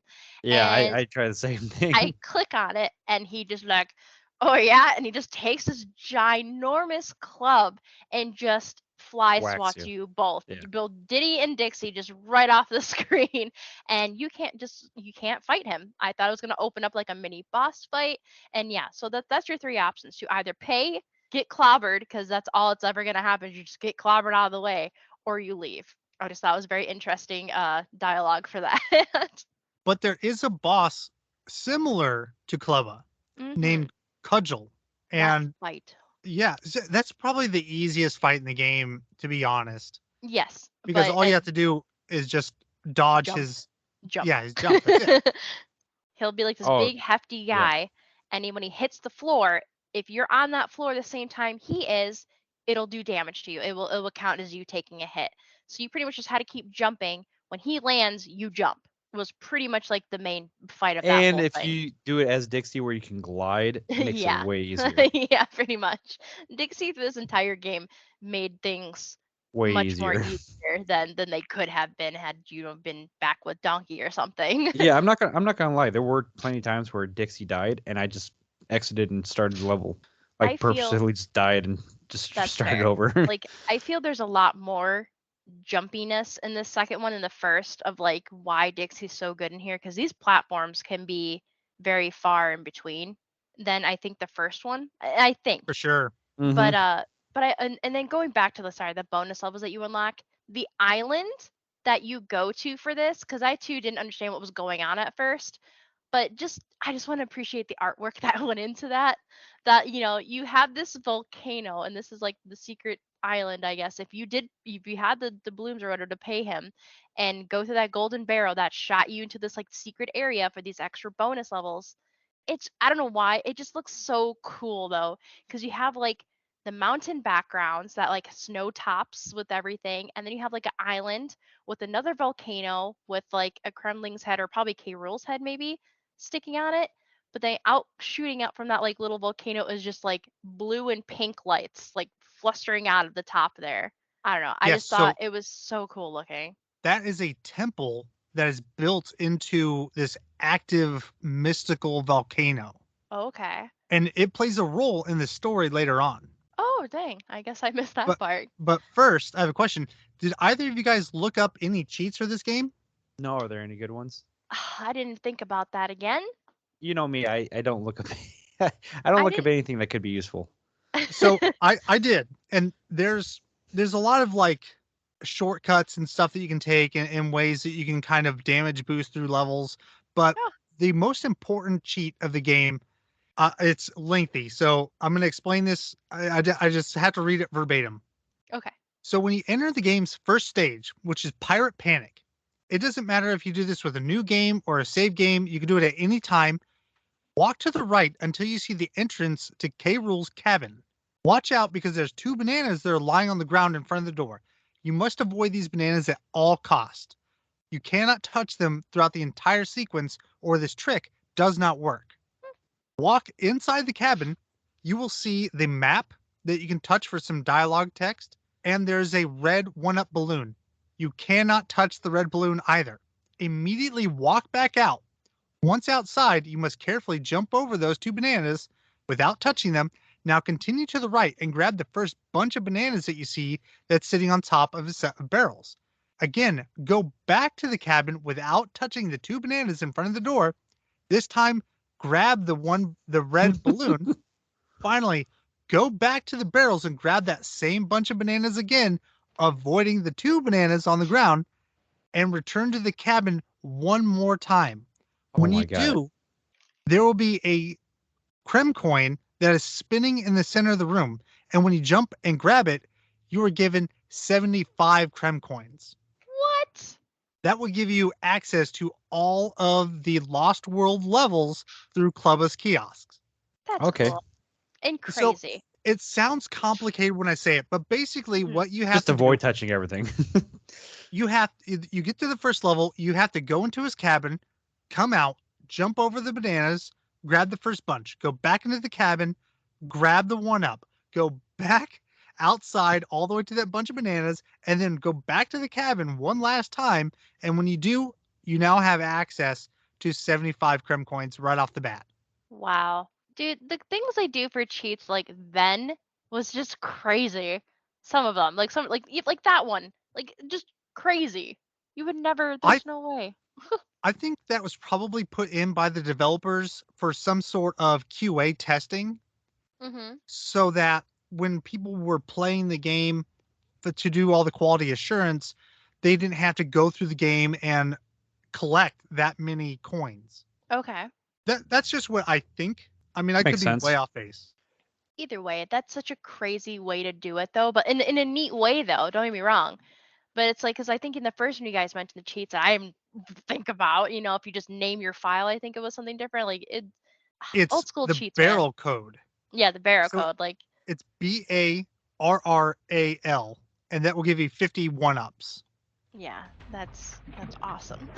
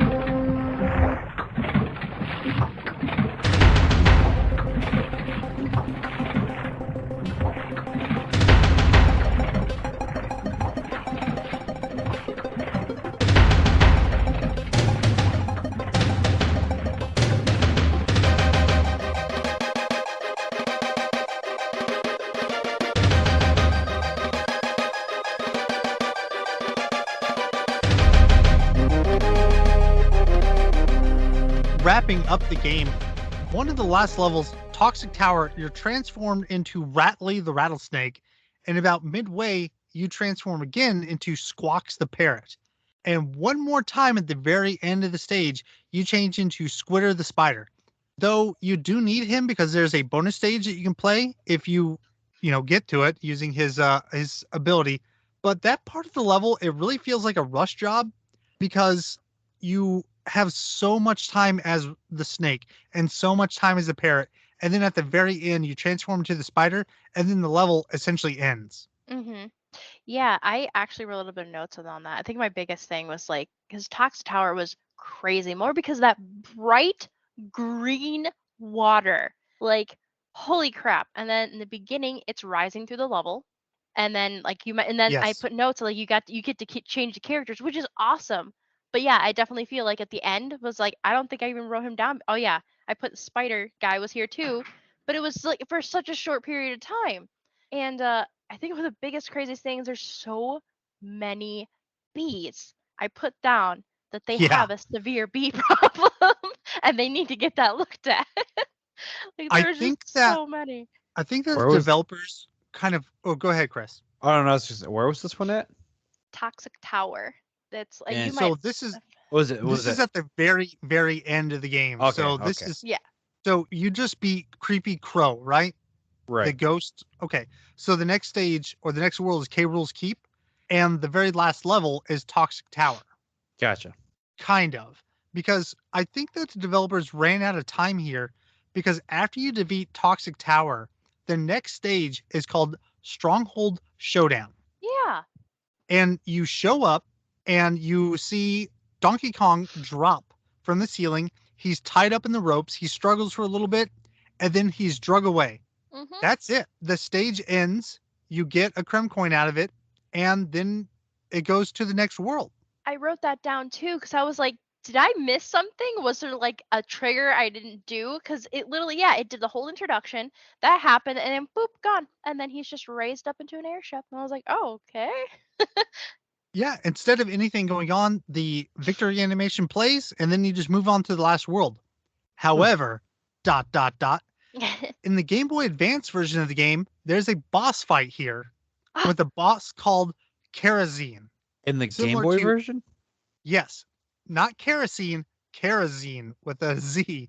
nice. So yeah, the Game Boy Advance version has a boss fight here, and that's why I believe that they just ran out of time.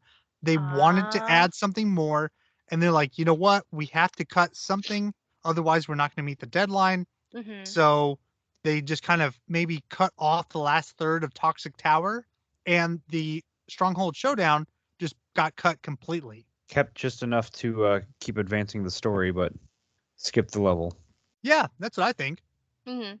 So you move on to the Flying Croc, which is K. Rule's airship. You have the race, which is kind of out of place, honestly. Yeah.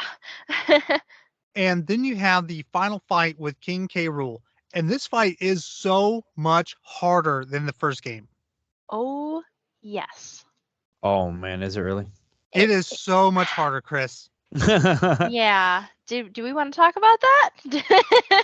I think we should because I also have bad news for both of you past that. But go ahead and talk about this fight for us. Okay. So let's see what I wrote down real quick. Yeah, you start off like when you first enter this scene, I cracked up because you're like in like the hull of the ship and the flying ship, and you have Donkey Kong hanging there by like his rope and he's trying to struggle out. But then King K. Rule is like beating the crap out of him with like the back end of his gun, and he just like beating on Donkey and then shoots him like 3 times with the cannon. But he's just seriously just beating the tarnation out of poor Donkey before you kind of start his fight. Just I don't know why, but that cracked me up because you're just like ha ha ha ha pew pew pew, and it was really funny.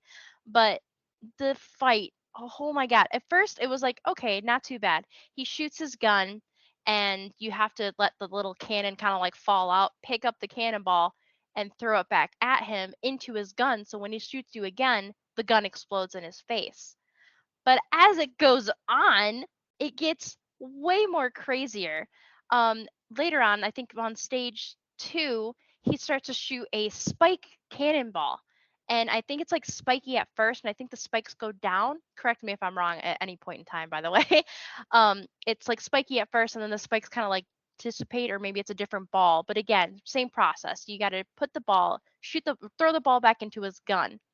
But then later on again, a different part, when you keep doing this, he starts shooting out puffs of colored smoke. I didn't I wasn't hit by him, but I wasn't exactly sure what they did. I don't know Well, if you I weren't gonna missed find something out. there. Nope. But he I can he tell you does what like they do. a round of 3, and like each one does different colors. Yes, please explain what they would have done. So when you're hit by them, it it messes up your controls. So that your controls Oh, are reversed. I hate that. It is so much harder than the first game. I am not kidding, Chris. It But still continues to get worse though. it does. It does. She's not So done. okay, well, good to know that's what it did because I just noticed like every time we would shoot, like it would be a burst of 3 and they would be a certain color. I don't know, maybe it have been purple, I think, at one point, or white, and then maybe blue. So I managed to dodge them as Dixie. And later on, then he starts turning invisible, and then you can't see him through the stage. And then on top of that, he tries to suck you in his gun, I believe, because there's a point where all of a sudden your character's being like swooshed in one direction, his direction, and then yeah, he tries to like suck you in with his gun, and you can't see where he's at, but then he'll occasionally kind of flicker and then come into sight again. Where again, I believe you take the cannonball, got to shoot it back at him, but then he turns invisible again, and he's rushing around the stage because he's using his gun and firing it up to where it makes them slide across like the left and right of the stage. And but yeah, the invisible part was like, are you kidding me? There's more to this. And yeah, he's trying to suck you up in the gun, and just that part made it like even more just what is going on. I didn't expect that part. That part was crazy. But what how did you feel about that? Sean, go I on. I've played this game so many times, so I already knew what was gonna go down. Okay, that's fair. That's fair. So this wasn't really much for me, and I guess I didn't talk about it as a kid, but everything you're expressing right now, that was my 10 to 12-year-old self, however old I was then. I was like, The "This is ragey self. impossible." It's yeah, because by the time, the spike can, I was like, okay, puffs of smoke didn't. And again, I didn't finish this like on the DS, so I didn't finish this until more recently. And the puffs of smoke, I was afraid. I was like, I know it's bad. I don't want to know what it does. Just dodge it. But the fact it just kept getting worse and worse for him to go invisible and try to suck you in his gun, it was just chaos during all that, just chaotic. So after you finally beat him was like you can breathe, and the way he is defeated, because he keeps, every time you like blow up his gun and he gets hit enough times, he gets on the ground, and like the feet kind of like look, but then he keeps getting back up, and this is where the stages continuously get worse. And by the time you actually defeat him, he starts to get back up again. But in the meantime, Donkey in the background is like wriggling from his rope. Did you want me to explain this part? I'm sorry, because this one cracked me up too. Keep going. Okay. He wriggles out from his rope, breaks free, jumps down, and just, if you ever guys see the anime of One Punch, just one punches freaking King K. Rule. And he is just shot out of the tower of his ship, or wherever that they're in, from the stage. And you see him pop out of the tower, and you're now on like the island part, of like his volcano. So he's like hitting his way down the levels that you would just worked your way up from. And he's like clump, clump, clump, psh, lands in the water. Oh, it gets better for him. A second later, there's a bunch of shark fins that all come in on him, and now you see like on the bottom of the pixelated screen is like munch, munch, munch, munch, munch, munch, munch. And I'm assuming, that wasn't a very good ending for him. But the fact that like he just uppercut him out of the ceiling, he falls down all the levels into the water, and then gets chomped on by sharks was such a wonderful feeling, but it made me crack up. It was so funny to see all that, but it was also amazing after a fight intense like that. It was definitely nice to like brighten it up after seeing that. Hey, Sean, can I ask a quick question? Go for it. Does he come up? Does he come back in the third one? Well, the game's still not over yet. Oh man. Okay, never mind. Because So after Donkey punches King K. Rule into the shark-infested waters, you meet up with Cranky Kong, and he berates you about how well you performed and how much better he could have done it. And that wraps up the game, kind of. Which, by the way, if anybody has not heard the first episode or too familiar, Cranky Kong is the original Donkey Kong.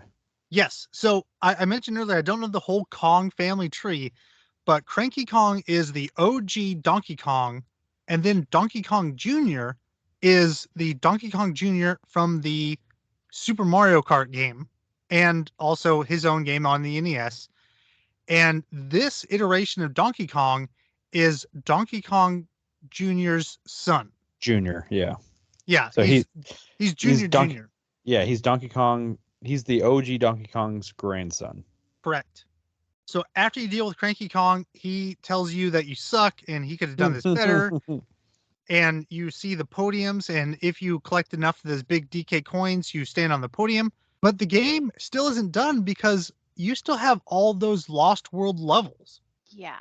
And once you defeat all of the Lost World levels, you arrive in the temple, which is that center portion that has the Kremlin face with the volcano in the background. I didn't know that.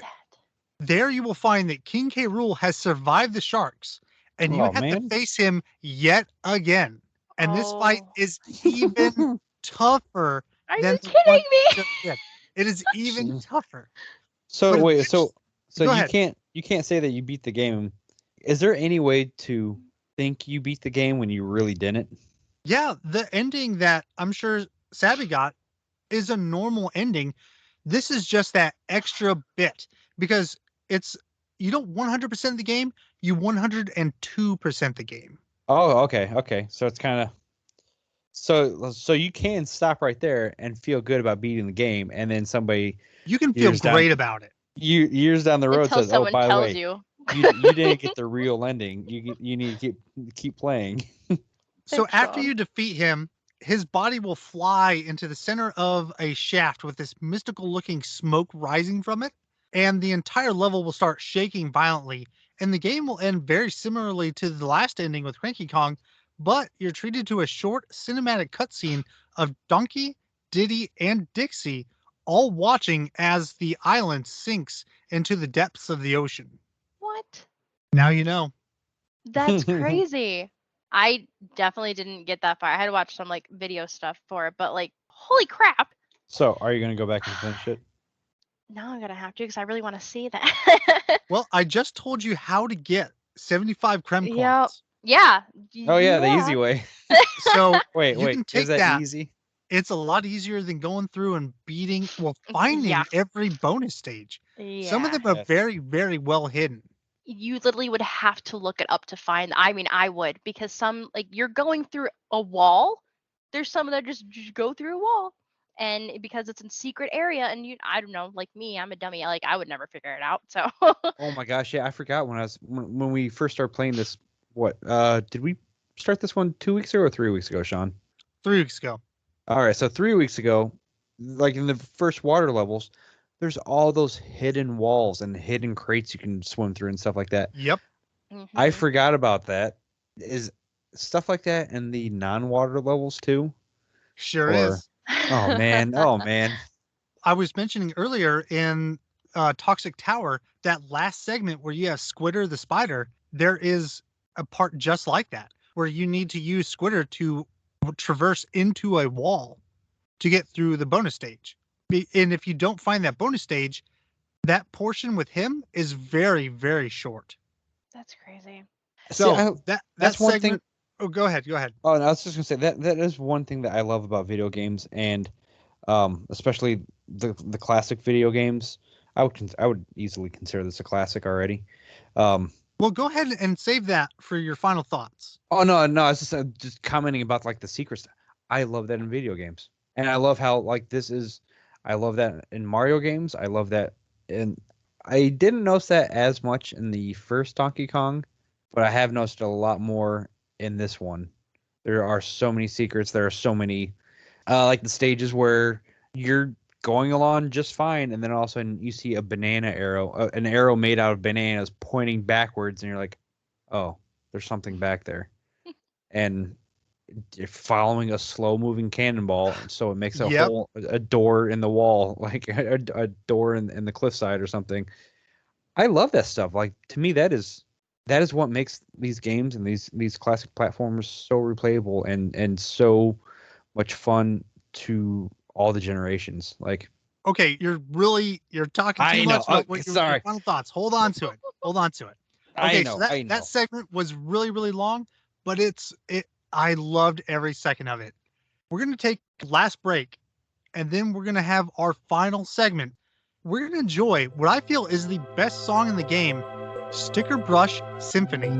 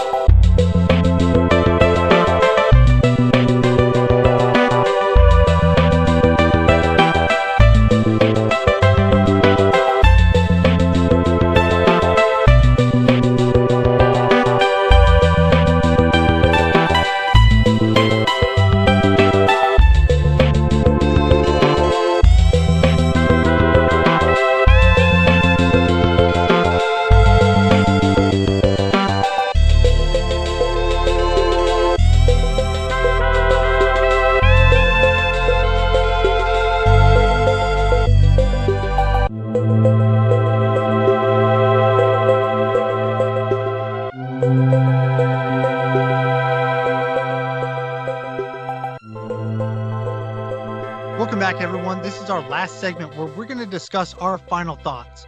Sabi, is Donkey Kong Country 2 a game that you're going to continue to play in the future? Are you going to go back and get the quote unquote good ending? And is there anything else that you didn't cover in the previous segments that you want to talk about? Yes, I'm so happy to play this like right now, having to redo this again, especially to actually finish it, but apparently also not finish it. I definitely want to go back and see that ending really bad because that island is just so cool looking. I thought they were just having a crazy party or something in there. I didn't realize it was a shrine. So I would definitely like to go back and do that again, or at least to actually finish it and probably use that cheat you mentioned earlier, so I don't have to, go through all that again. Is Go it a game for it. I'll keep playing? Yes. Considering I just, started with my daughter, and I know my younger son will definitely like this too. So the fact that it was so enjoyable for me as a kid, and even though I didn't finish it, the fact that just seeing them now enjoy it, it makes me so happy because these games really brought a lot of happiness, especially going through the first one and now going to the second one. And I know they would enjoy it if they were just introduced to it. And that's the biggest thing is I need to be the one to introduce it to them because I played it as a kid. I was so nerdy as a kid. Like all I ever did was video games. I didn't want to go out and socialize. I wanted to play video games. So it's super awesome to go back and now introduce this to my kids who also enjoy video games, but to enjoy it the old school stuff, the older things, don't get me wrong, the now games are cool too, but I really want them to enjoy the older stuff like I did as well, and they Oh yeah, are, and the it's shared experience. great. Yes, it's great. So I really hope that years later they'll want to share it to their kids, because they're still really good games. Despite the age, they're still great, especially for just that nice old school platformers, because games nowadays just aren't made how they used to be, and I Yeah, thoroughly still enjoy the old way too. So I don't know, it was all around just great thing. and to jump on what you just said right there, I've talked to Sean and I've mentioned to Sean before. There's something that like Gibbs is kind of getting into video games, but like the new games, like he there are some new games that he likes, but like the first time he played Sonic, the first time he played Donkey Kong, and even he hasn't really gotten into Mario too much, but he played the first Donkey Kong. He wants to play this one. He still loves Sonic.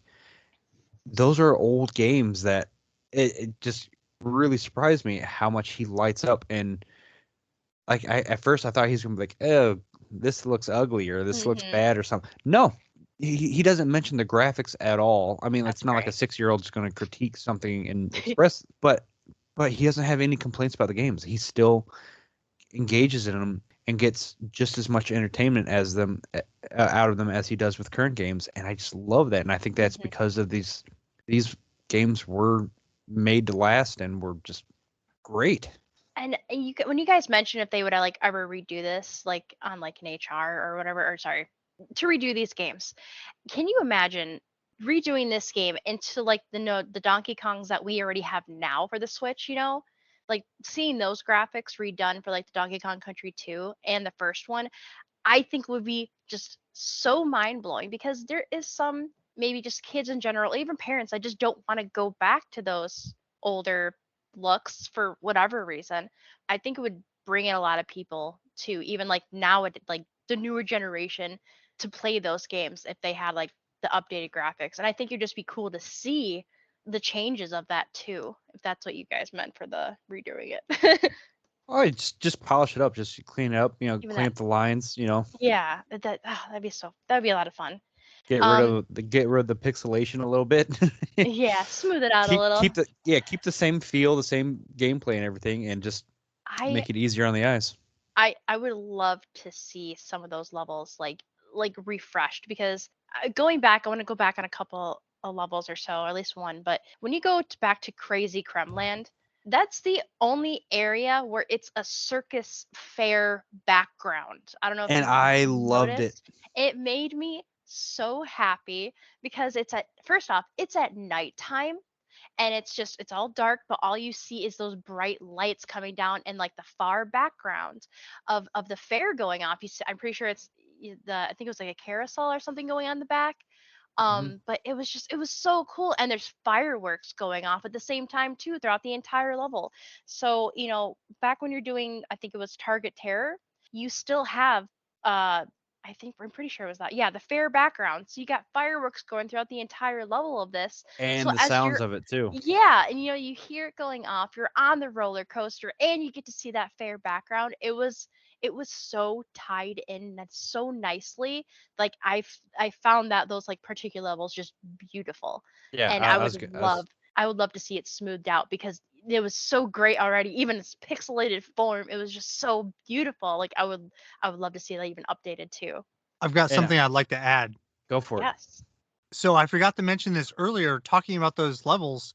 One thing that I really liked, and it's so minor and such a small detail, when Donkey or Diddy or Dixie are traveling down on one of those carts, they will put their arms up in the air like you see people Mhm. do on roller Yeah. coasters Yep. And they're like, in the real world. It's such a small, but that level of detail is it puts a yes, smile on my face. yes. All those levels, I did not play this as a kid, but that was the kind of like those were the kind of atmospheres and games that I absolutely went bonkers for, and that's the stuff I loved. I loved like the carnival style games and stuff. And when I got to this level, it instantly just got my attention and just totally spoke to my inner child and got me so excited. Out of all the levels in this game, I love the roller coaster levels. I love them.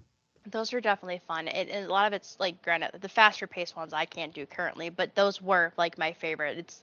I don't know what about it, but it just made it so much fun. And you have the fact that you have to jump the tracks and land on the other one, and even if it's like just a centimeter hair, if you got it, you got it. It was a lot of fun. And And I going loved. back, oh, Oh, go ahead. sorry. Oh no, I was just gonna say the roller coaster tracks. My favorite levels in Donkey Kong 1 were the minecart ones. So I was glad Hmm. that they brought that Brought it same sort back. of idea into this one. I think Hmm. they're actually easier than the Donkey Kong 1 ones because there was one Donkey Kong in the first Donkey Kong game where that one was just complete muscle memory, super fast. Oh yeah. Remind me of like Battletoads, that awful level in Battletoads, where Hmm. like you had to rely on muscle memory and you're hitting jump as fast as you can, and yeah. But There's anyways, Oh, sorry. There's two other ones I really want to mention. I don't know if I ever mentioned it actually during the podcast because I might have forgot, but the Haunted Hall is another roller coaster level, but you have a giant crumbling ghost coming after you, and it's a skeleton, and he's wearing, what was it, bandana. Like a blue was that a pirate bandana. hat? Yeah. Yeah. Okay. And I think the color of his bandana changes throughout the level, but I'm not entirely sure. But it's just Mm. and I mean giant. It is very big, and it's coming after you. It's kind of like in Mario with King Boo. King So Boo, he's just exactly. floating behind you the Yeah. entire time. You're like, ugh, don't let it touch me.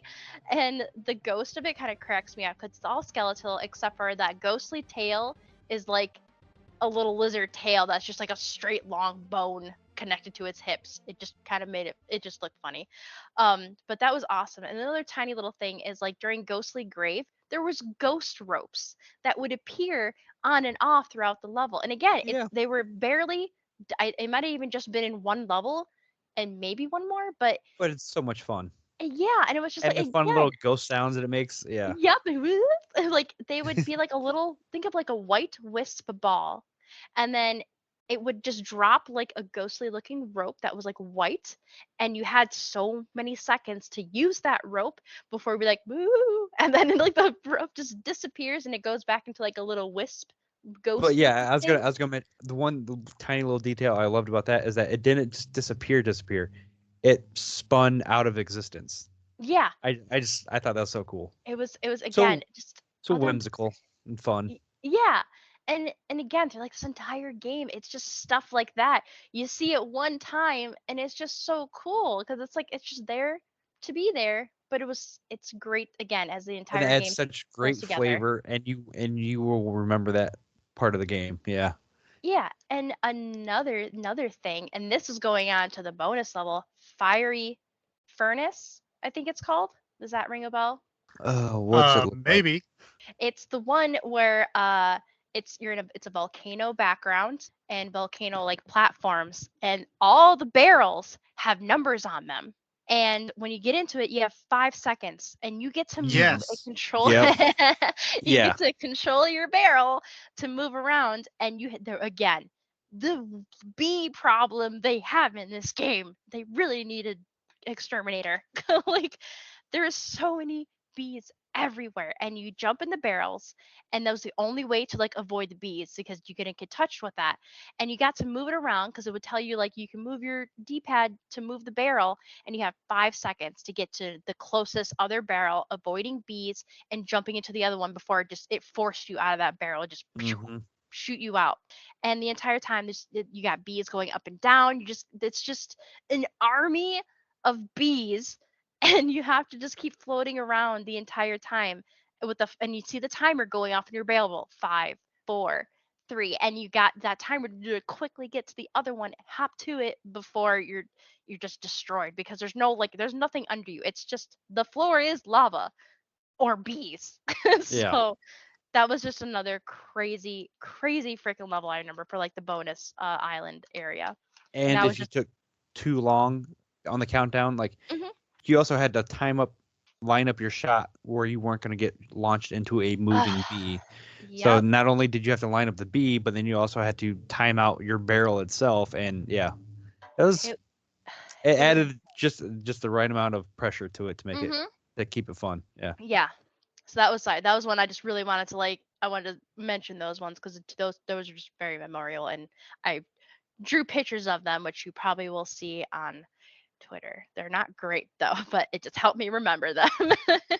Donkey Kong Country 2 is my second favorite game on the Super Nintendo, only surpassed by A Link to the Past. The game is unbelievably polished, and when I play new platformers, I immediately compare them to this game, and 99% of the time, they just don't stack up. They may be good games, but this game is just so good that it's an almost impossibly high barrier that I've created in my brain to beat. The game is constantly giving you something new to experience. We talked about all sorts of varied game mechanics. And some of them that we didn't talk about were you may be riding in a small hot air balloon as you float over a lake of lava. Oh my god, yeah, I didn't even think about that. There's And levels and where you had to go ahead. use the steam jets to refill your Yep. balloon. Oh, Yeah. that's so fun. There's levels where gusts of wind will blow your characters about. Oh yeah. Yeah. Oh, that was one of the last levels, as you can probably guess. That's one of the last levels that I did, and you have to watch for the cues, the leaves being blown side to side to know which way the wind's going to blow you, and that wind whips you across the map if you jump high up in the air. And it was like only on one level where it Mhm. does that. Again, those But- crazy little mechanics add so much. Yeah. And that's what I'm saying is that they are constantly giving you something new. Yeah. Mhm. If you've A never new played this flavor. game, Yeah, that's so great. you should. You absolutely should. 10 I out of 10, you mentioned- think? Oh, 10. Yeah, it's an 11 out of 10 game. I mentioned some ways that you can experience it earlier. You know, if you have a Nintendo console from the last 15, 20 years, you have access to it somehow. But probably the easiest for people is going to be the Nintendo Switch Online pack. Now, I'm not a fan of not being able to always have access to games that you're paying for. I prefer the older virtual console where you have permanent access after a one-time purchase. Yeah. But for just $20, you can experience all of these games for an entire year. You sound like a spokesman. For just $20. I know, and I sound like I'm shilling, but No, it just shows that you're a fan. That's all. I would pay so much more to have this game readily accessible. And I talked about an HD version of it. I would pay ungodly amounts of money for it. Oh man, But I think- like the same way that they repolished like Turtles in Time and stuff. Oh man, yeah, I would pay a full digital release price for that. Absolutely. I think we're going to wrap up our final thoughts here. The segment went on a little longer than normal.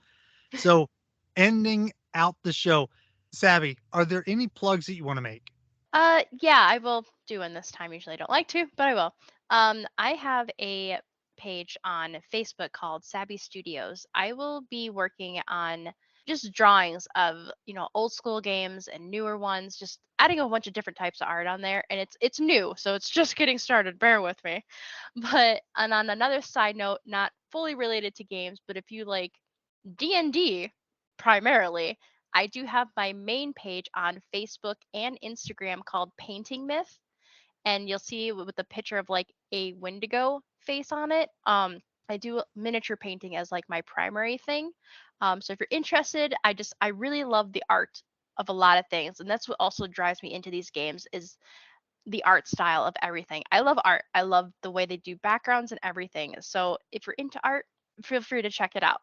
Oh, and I should chime in for anybody that is interested in her D&D figurines. Her art style, her painting style is completely unique compared to what most other figurines that you've probably seen. So if you want something fresh and original, something that's gonna like impress your friends and be unique, she's laughing, but I'm not kidding at all. Think of like she does this amazing, I don't know, comic it's called style. cell shading. Thank you, Toph. It's cell shaded art, so it looks like a comic book. I do Yeah. comic booking type of style. She makes her painting her figurines look like 3D comics. They're awesome. Thank you. Think of it like Borderlands. All of those links will be available in the show notes. So you can find us on Twitter at @ReviewBite. We're also on cohost.org at Bite-Sized Review. You can find us on iHeartRadio. We have the YouTube channel. We have our Discord server. Chris, Sabi, thank you so much for taking your time to come on the show and talk to us about Donkey Kong Country 2. You, the listener, thank you so much for taking the time. Our next game is going to be Gunstar Heroes for the Sega Genesis.